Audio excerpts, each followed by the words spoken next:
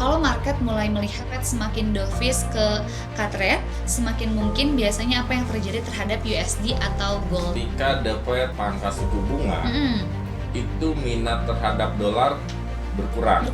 Minatnya akan beralih ke aset yang lain, saham, bisa ke emas, gitu, gold ya, dan salah satu favorit para trader kan gold gitu ya. Jadi ada potensi goldnya bisa naik. Aku mau minta satu framework yang simple dari Bapak kalau trader mau membaca arah Fed ke depan. 3 hal apa aja yang paling penting untuk diperhatikan? Pertama inflasi, inflasi. Kedua ya, lalu yang ketiga mungkin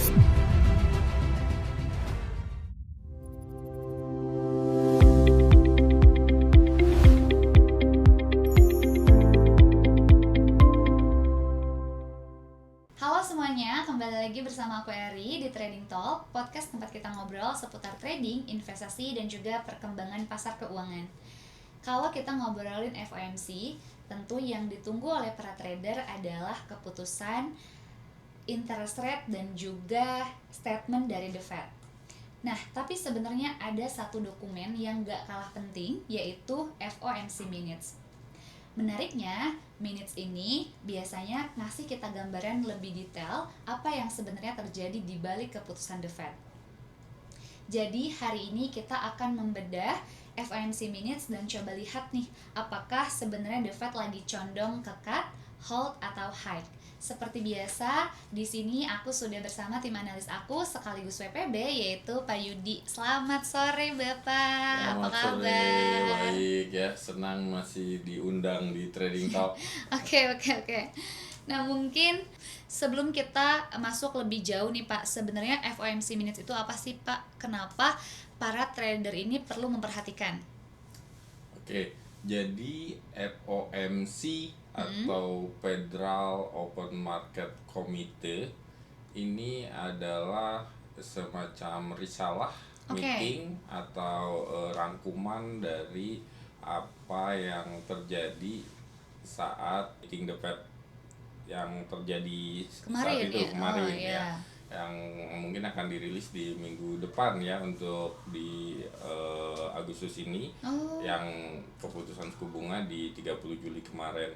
Jadi di sana lebih ke rangkuman dari keputusan yang diambil itu dasarnya apa, terus pertimbangannya apa yang dilihat sehingga muncul keputusan tentang suku bunganya bagaimana gitu ya. Kalau kita lihat kemarin kan mempertahankan suku bunga ya. Gitu. Berarti ini lebih detail dibanding rilisnya The Fed kemarin ya? Ya betul. Jadi kalau kemarin kan conference ya, itu lebih ke statement, lebih ke headline-nya saja gitu ya. Mungkin hanya keputusan headline gitu ya, garis besarnya gitu. Jadi nanti kalau di FOMC ini lebih detailnya, kurang lebih seperti itu. Nah berarti kalau statement ini lebih ke kayak hasil akhir ya Pak ya. Sedangkan kalau minutes ini kita bisa melihat diskusi di balik keputusan tersebut berarti. Ya betul. Apa saja gitu yang menjadi bahan pertimbangan sehingga The Fed mengambil kebijakan itu. Jadi disebutkan alasan-alasannya berarti ya? Ya, pertimbangan-pertimbangannya. Ya, nah berarti buat trader nih Pak yang nggak mau baca dokumen panjang-panjang, ada nggak sih satu hal yang paling penting gitu untuk diperhatikan? Yang paling utama dari minute itu sendiri itu lebih ke inflasi yang sangat-sangat harus kita perhatikan. Itu inflasi, terus lapangan pekerjaan ya, pasar lapangan kerja, dan mungkin lebih ke kebijakan yang akan datang gitu ya. Apakah nadanya lebih ke hawkish atau dovish. Nah 3 hal itu mungkin yang perlu diperhatikan sehingga nanti dapat mempengaruhi keputusan The Fed di pertemuan yang berikutnya lagi gitu. Oke. Nah berarti kan sekarang kalau kita lihat nih kondisi The Fed saat ini masih mempertahankan interest rate di 3,50 sampai 3,75%. Yeah. Nah menurut Bapak nih kalau kondisi ini sendiri The Fed sebenarnya lebih condong ke hawkish atau sudah mulai membuka pintu untuk rate cut nih Pak? Oke, sebetulnya kalau untuk red card mungkin masih masih waspada ya, kalau dikatakan masih waspada karena satu sisi kita melihat angka inflasi masih di atas target, Oke. masih di atas 2%. Ketika The Fed memutuskan untuk mempertahankan suku bunga, artinya kan dia tidak ingin terburu-buru dalam mengambil keputusan untuk memangkas suku bunga karena Oke. inflasinya sendiri belum sesuai target. Dan dalam lain hal juga dia belum mengambil tindakan untuk menaikkan suku bunga karena memang secara data ketenaga kerjaan itu juga kan terlihat kemarin masih yang kita lihat data NFP bulan-bulan sebelumnya, bahkan yang bulan Agustus kemarin dirilis juga kan angkanya negatif ya. Kecenderungannya tenaga kerja terserapnya kurang. Turun angka NFP-nya, sehingga untuk The Fed sendiri masih mempelajari gitu untuk kedepannya bagaimana, apakah kebijakan yang harus diambil. Jadi belum ada keputusan berarti ya? Sebetulnya dengan mempertahankan suku bunga ini itu sudah jadi keputusan. Nah, namun untuk yang berikutnya, di pertemuan berikutnya akan melihat dari data-data yang akan dirilis di kedepannya nanti gitu. Nah, ini yang menarik nih Pak, karena kalau kita lihat The Fed ini kan punya dua concern, yaitu inflasi dan juga lapangan pekerjaan. Nah, kalau inflasi masih tinggi, tapi labor market mulai melemah nih Pak, menurut Bapak The Fed akan concern kemana nih? Nah, ini yang sebetulnya mungkin perlu balancing ya, perlu keseimbangan dari kedua aspek tersebut. Ya, satu sisi The Fed punya mandat untuk menjaga inflasi supaya sesuai dengan angka target yang ditentukan gitu ya. Satu sisi The Fed pun mempunyai mandat untuk menciptakan atau mempertahankan lapangan pekerjaan ya, sehingga bisa menekan tingkat pengangguran misalkan seperti itu. Jadi ketika inflasinya naik, belum tentu The Fed juga akan naikkan suku bunga kalau misalkan data ketenaga kerjaannya melemah gitu ya, cenderung melemah, artinya tidak terserap gitu, tingkat pengangguran juga naik misalkan. Belum tentu The Fed juga menaikkan suku bunga karena memang itu harus seimbang. Gitu, kurang lebih seperti itu. Oke. Nah, sebagai trader kita nggak cuma bisa lihat inflasi aja berarti ya? Ya, jadi selain inflasi ya satu ketenaga kerjaan tadi ya, data ketenaga kerjaannya, lalu juga pendapatan juga ya diperhatikan, angka pendapatan daripada masyarakat di sana, karena itu nantinya akan mempengaruhi ke daya beli, mempengaruhi juga ke inflasi ketika daya belinya turun.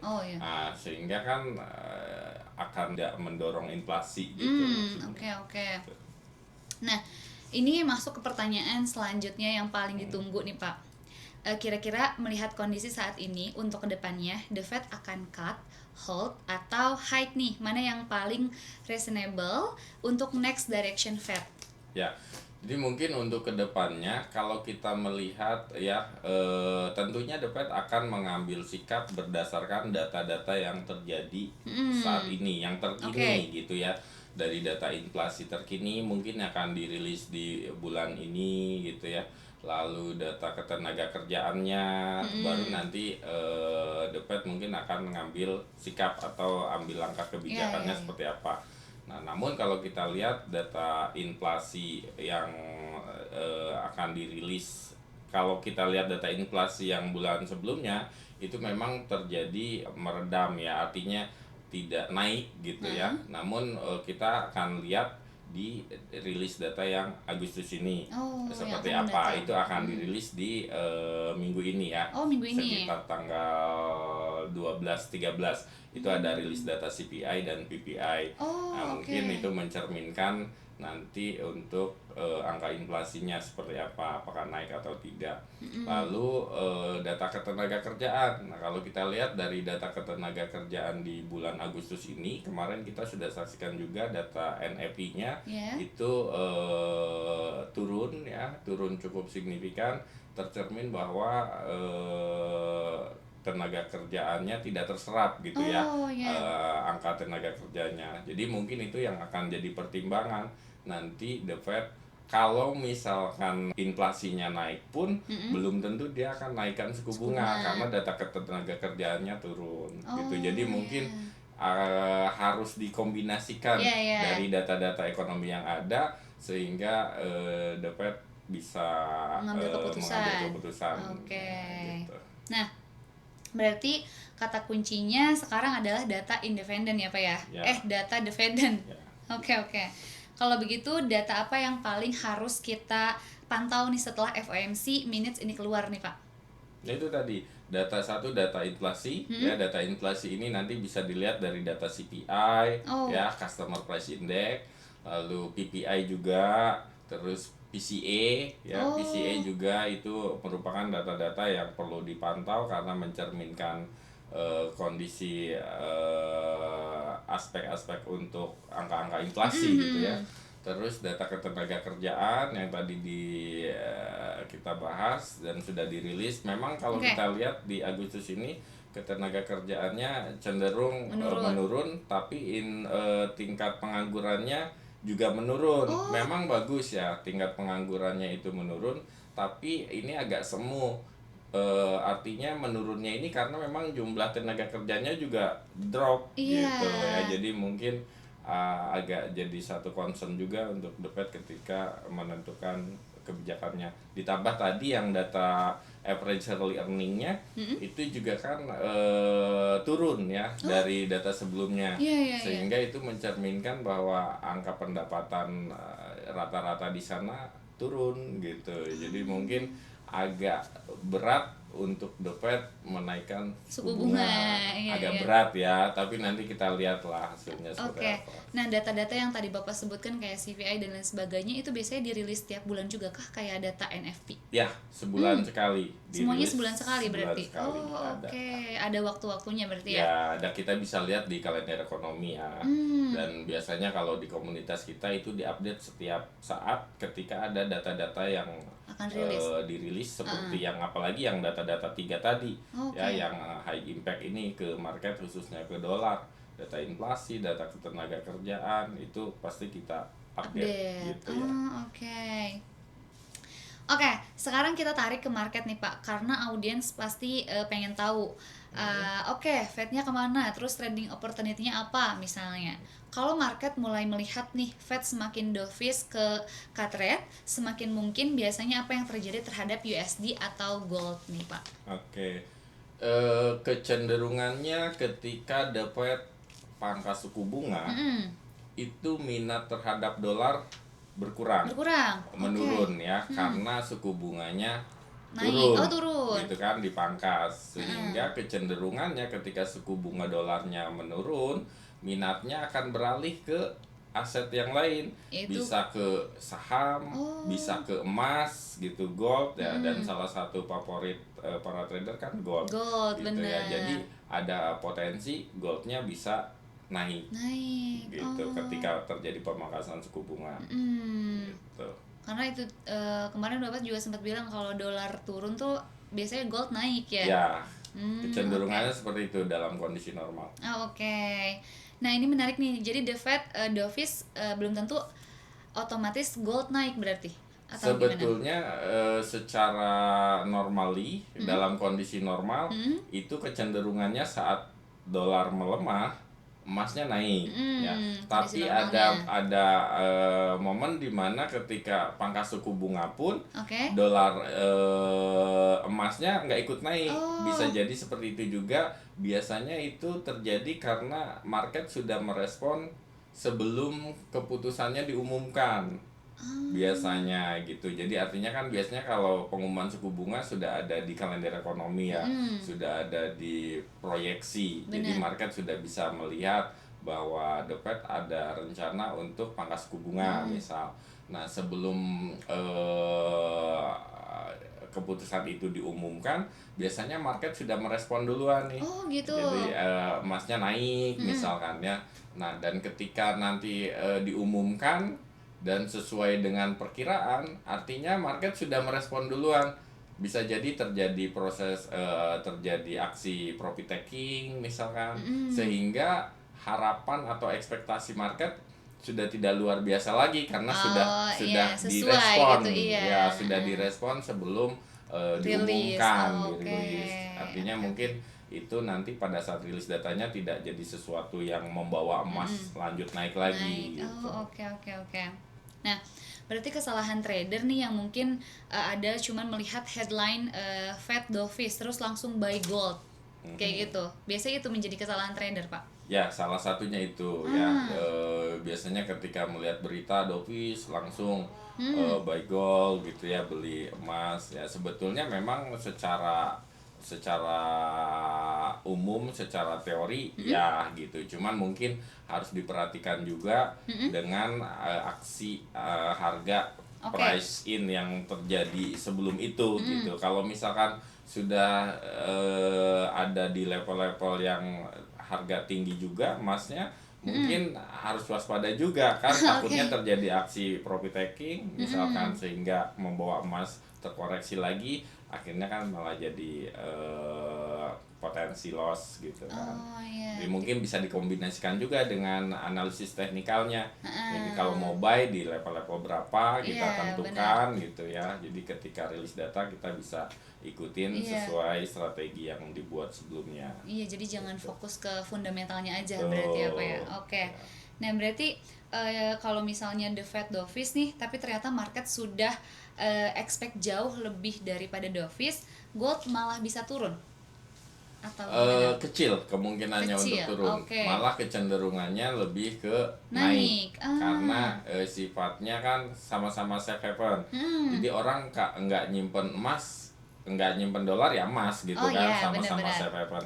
Jadi ketika dolarnya kurang diminati, ya larilah ke emas. Tapi harus diperhatikan juga dengan yieldnya, yield treasury gitu ya, obligasi misalkan. Tapi dengan pemangkasan suku bunga, kecenderungannya obligasi juga akan turun suku bunganya, Oh, iya, sehingga iya, iya. minatnya mungkin akan beralih ke emas atau mungkin ke saham, bisa jadi ya, indeks ya, itu nanti akan jadi menguat ketika terjadi pelemahan dolar gitu. Mungkin bisa lirik ke Nasdaq atau SP 500 dan indeks-indeks saham lainnya. Oh, oke. Oke, sebelum aku tutup nih Pak, aku mau minta satu framework yang simple dari Bapak. Kalau trader mau membaca arah Fed ke depan, 3 hal apa aja yang paling penting untuk diperhatikan nih Pak? Ya, 3 hal yang harus diperhatikan untuk membaca arah The Fed ke depan. Ya, pertama inflasi tadi, inflasi. kedua labor market ya, lapangan pekerjaan, pasar lapangan pekerjaan. Lalu yang ketiga mungkin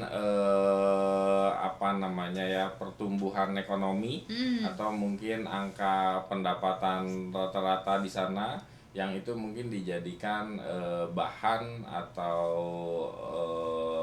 aspek ketika dolar akan memutuskan kebijakannya gitu ya.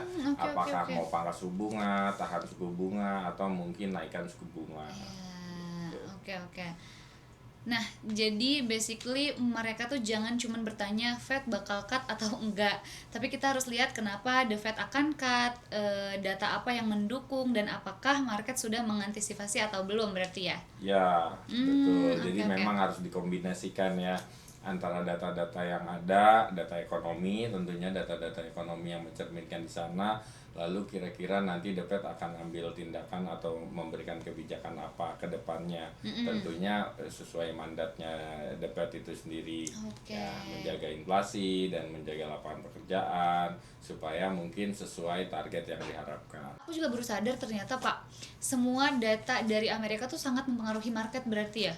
Betul ya, karena memang hampir seluruh perdagangan global ya, perdagangan internasional itu kan menggunakan dolar gitu. Jadi ketika the Fed memberikan kebijakan ekonominya ya moneternya terkait dengan suku bunga misalkan, itu kan akan mempengaruhi dolarnya itu sendiri. Dolarnya melemah, menguat misalkan gitu ya, sehingga akan mempengaruhi kondisi atau perdagangan internasional tadi karena transaksinya menggunakan dolar gitu, bener. sehingga itu akan menjadi fokus para pelaku pasar dalam aktivitas perdagangannya. Oh, oke. Alright, jadi tadi pembahasan kita tentang FOMC minutes. Intinya jangan hanya fokus pada keputusan interest rate-nya aja, tapi coba pahami reasoning di balik keputusan tersebut dan bagaimana market membaca informasi itu. Karena pada akhirnya market bukan cuma bergerak berdasarkan apa yang terjadi, tapi juga berdasarkan apa yang sudah di-expect sebelumnya. Oke, terima kasih Bapak. Semoga pembahasan FOMC Minutes ini menjadi insight untuk para traders di luar sana. Mungkin nanti kita akan bahas data-data yang akan rilis di bulan-bulan selanjutnya nih Pak. Oke, terima kasih juga sudah diundang. Ya, semoga bermanfaat. Thank you semuanya. Bye.